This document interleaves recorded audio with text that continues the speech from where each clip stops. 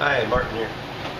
Today I'm going to show you how to change your track bar mounts and the track bar itself.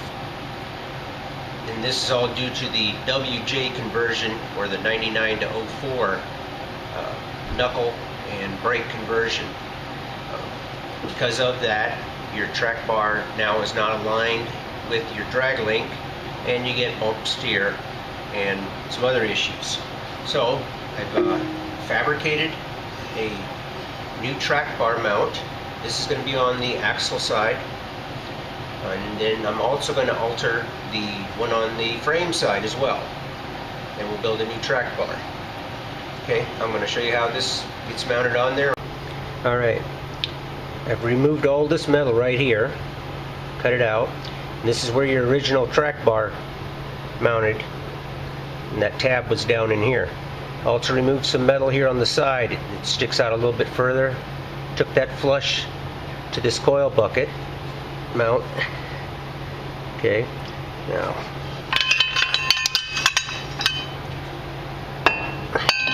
and that's going to go in there like so. Now weld up nice and tight up against the sway bar mount. And then we're going to relocate the sway bar mount. It'll end up sitting on top of this new track bar mount. Okay. We got the track bar mount tack welded in. Now I just made a plate for the side here. This is going to reinforce it quite a bit. Now first of all, you can see right here where I cut it back flush with this here. Okay, now here's the plate. Now doesn't that look nice? Just like that. Now we'll weld it all the way. I'm going to drill a few holes right in here, so that way I can weld onto this part here and reinforce it, and then plus we'll weld onto the axle tube as well. That ought to make it really strong. Alright, I got it all welded in. I think I really like the looks of this. Another thing too, this gives you a skid all the way down, and continues with the added skids on your control arm there.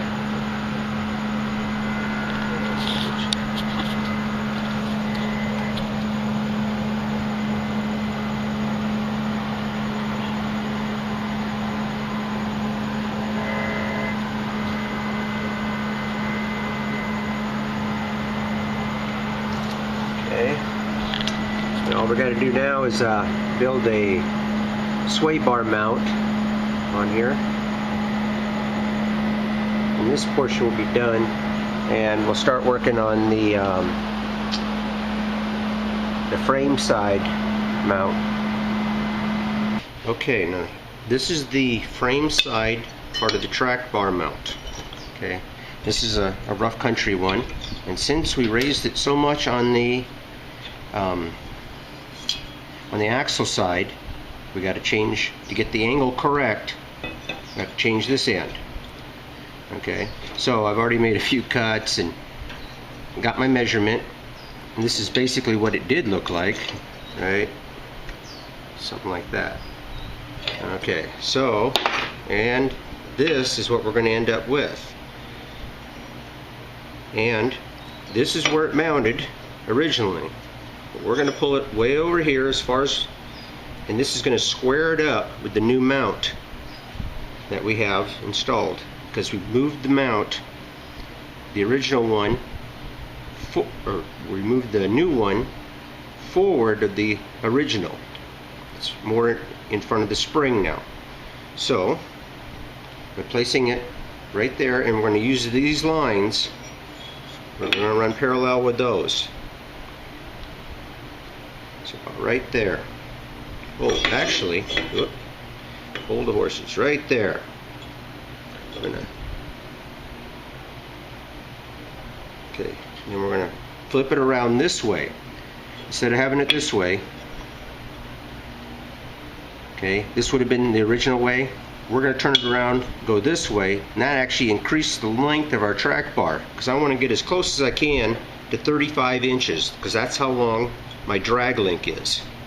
It's best to have the drag link and the track bar the same length, and then it'll handle better, you'll have less bump steer.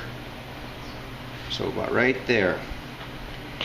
And this is still going to clear everything. I mean, the spring sits out here. You'll see as soon as we get this welded and put back in. Alright? Alright, here I got it all welded up. Just like that.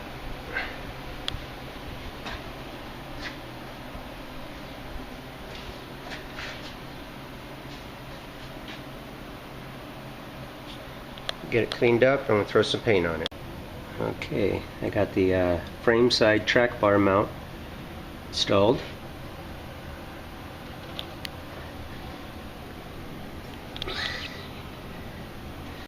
Alright, I got the track bar right here, got it all built and painted.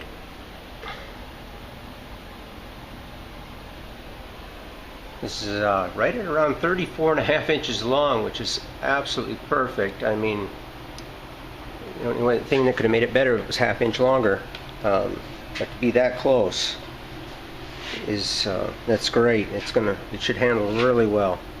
All right, installation's complete. Other than the sway bar link we got to put in here yet.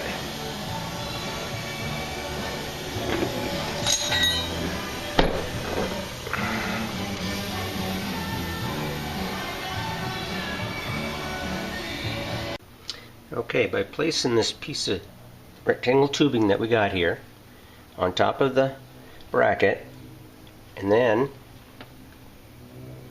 trying to get this all perfectly square, as close as you can. Now, you can see that I had to make a little stubby type sway bar disconnect here. And what I did is I took the original JKS one and cut it down a lot.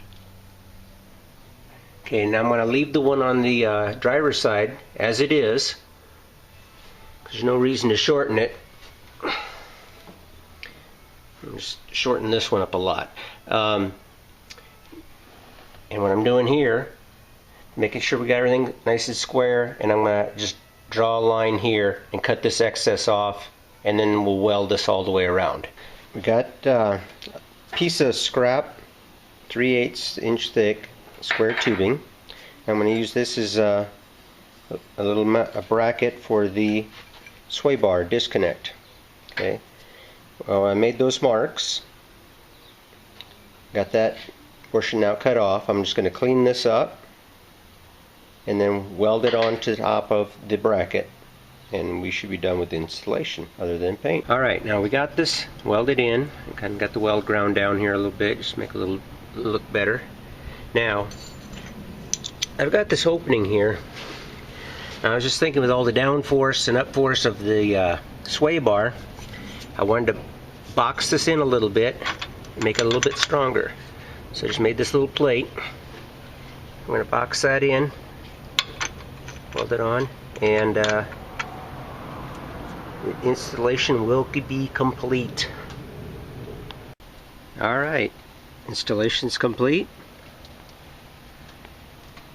Here's the sway bar up there.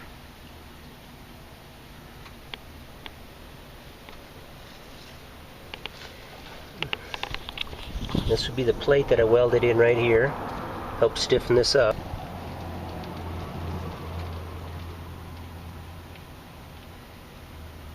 Geometry on this looks really good.